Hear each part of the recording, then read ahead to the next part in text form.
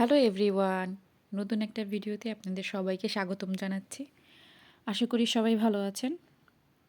আজকের ভিডিওটা সকাল থেকেই শুরু করছি। আজকে যদিও সকালে ঘুম থেকে উঠতে একটু দেরি হয়ে গেছে। সকালে যখনই ঘুম থেকে উঠি না কেন, আমার মেয়েও সাথে সাথে ঘুম থেকে উঠে যায় আর আমার সাথে সাথেই ঘুরতে থাকে। এখন আমি জানালা খুলছি রুমের, সেও জানালা খুলে দিচ্ছে আমাকে। আমার মাটা আমাকে অনেক হেল্প করে। তো এখন মা মেয়ে মিলে ফ্রেশ হওয়ার জন্য চলে এসেছি। সকালে উঠে সে এখন নিজে নিজে ব্রাশ করতে শিখে গেছে। সে এখন কারো হাতে ব্রাশ করবে না, তো তাই আমি ওকে ওর মতো ব্রাশ করতে দিই। পরে যদিও আমি ওকে ভালো করে ব্রাশ করিয়ে দেই। ফ্রেশ হওয়ার পরপরই চলে আসি রান্নাঘরে। রান্নাঘরে এসে প্রথমেই লেফট ওভার যে থালা বাসনগুলো থেকে যায় ওগুলো পরিষ্কার করে নেই। ম্যাক্সিমাম সময় দেখা যায় আমি রাত্রেই থালা বাসনগুলো ধুয়ে রাখি, মাঝের মধ্যে রয়ে যায়। তো থালা বাসনগুলো পরিষ্কার করে নিব। আসলে রান্নাঘরে আসলে রান্নাঘরটা একদম নিট অ্যান্ড ক্লিন দেখলে নিজের ভিতরেই অন্যরকম একটা শান্তি কাজ করে। তার জন্য রাত্রে যখন পারি তখন রান্নাঘরটা গুছিয়ে রাখি, আর না হলে পরের দিন সকালে ফ্রেশ হয়েই রান্নাঘরে এসে প্রথম কাজ হচ্ছে রান্নাঘরটা ক্লিন করে নেওয়া। তো থালা বাসন ধোয়া শেষ হওয়ার পর আমি সিঙ্কটাও ভালো করে পরিষ্কার করে ফেলি সাথে সাথেই।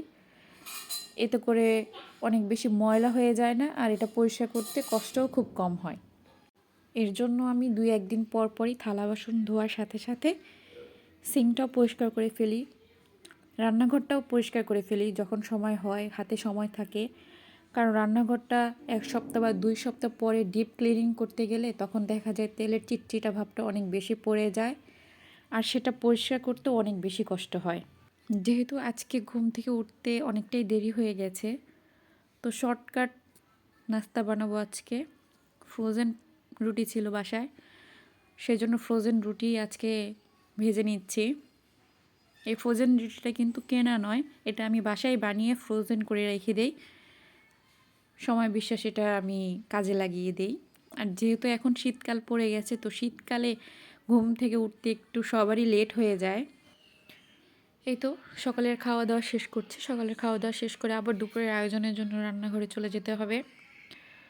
দুপুরে রান্না করার সময় আমি একটা কাজ সবসময়, রান্না করার আগেই সব সবজিগুলো কেটে ধুয়ে এবং মাছ ধুয়ে ভালো করে হলুদ লবণ দিয়ে মাখিয়ে রাখি।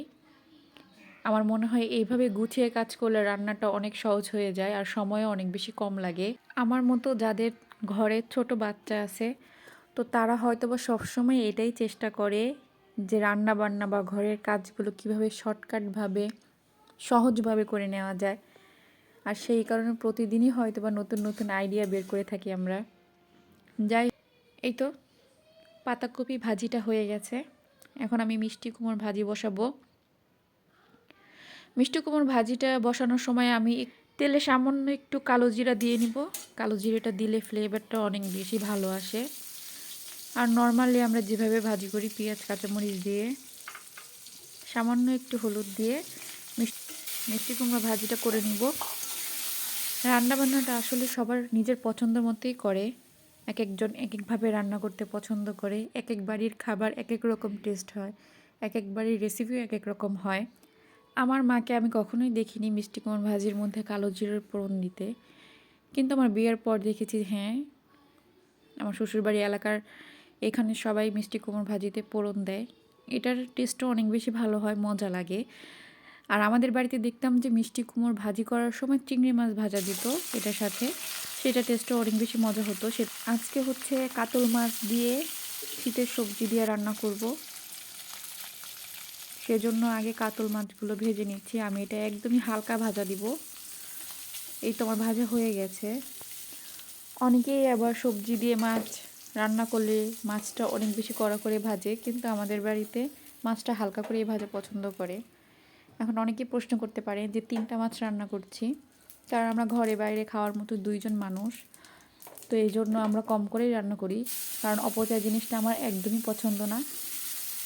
তো এখানে আমি হচ্ছে তেলের মধ্যে তেজপাতা আর একটু জিরা ফোড়ন দিয়ে তারপর পেঁয়াজ দিয়ে দিলাম। আর সামান্য একটু লবণ দিয়ে দিলাম পেঁয়াজটা যাতে তাড়াতাড়ি নরম হয়ে যায়। পেঁয়াজটা হালকা ভাজা হয়ে গেলে এখন সবজিগুলো দিয়ে দিব। সবজি দিয়ে সবজিগুলোকে পেঁয়াজের সাথে একটু ভালো করে ভেজে নিব। সবজিটা এভাবে ভেজে নিলে তরকারির ফ্লেভারটা অনেক বেশি ভালো আসে। আমার সবজি ভাজা হয়ে গেছে। এখন হলুদের গুঁড়া, মরিচের গুঁড়া আর একটু সামান্য পরিমাণে ধনিয়া গুঁড়ো দিয়ে ভালো করে সবজিটাকে কষায় নিব যাতে মশলার গন্ধটা চলে যায়। মাকে সবসময় বলতে শুনতাম যে তরকারি হচ্ছে যত ভালো করে কষাবে তরকারিটা তত বেশি মজা হবে। তো এই তো তরকারি কষানো শেষ হলে আমি পরিমাণ মতো পানি দিয়ে এটাকে ঢেকে রেখে দিব। আর এই দিকে হচ্ছে রাইস কুকারে চালটা বসিয়ে দিব ভাতের জন্য। ওই দিকে তরকারি হতে থাক, আমি এই দিকে চাল ধুয়ে নিচ্ছি, ভাত বসিয়ে দিব। যেহেতু রাইস কুকারে ভাত বসাবো তাই তাড়াতাড়ি হয়ে যাবে, তরকারি হতে হতে আমার ভাতটাও হয়ে যাবে। দুপুর হয়ে গিয়েছে, বাবুর ঘুমের সময়ও হয়ে গেছে। তো ওকে গোসল করিয়ে খাইয়ে তারপর ঘুম পাড়াতে হবে, এর জন্য তাড়াহুড়ো করছি। মেয়েরা হয়তো বা তাদের সংসার জীবন একটু একটু করে মার কাছ থেকেই শিখে। আমার মাকে আমরা দেখেছি সবসময় দুপুর 1টার মধ্যে আমরা সব ভাই বোন গোসল টোসল করে খাওয়া দাওয়া করে দুপুরে ঘুমের জন্য চলে যেতাম। তো আমিও আমার মেয়েকে সেই রুটিনটাই ফলো করাই।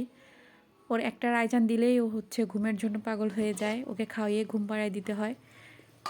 এই তো আমার তরকারি হয়ে গেছে। আজকের ভিডিওটা এই পর্যন্তই থাকবে, দুপুরের রান্নাবান্না পর্যন্তই। নেক্সট ভিডিওতে আমি দেখাবো বিকাল থেকে আমি কী করি। তো নতুন একটা ভিডিও দেখার জন্য সবাইকে আমন্ত্রণ রইল। সেই পর্যন্ত যে যেখানে আছেন ভালো থাকবেন, সুস্থ থাকবেন। আল্লাহ হাফেজ।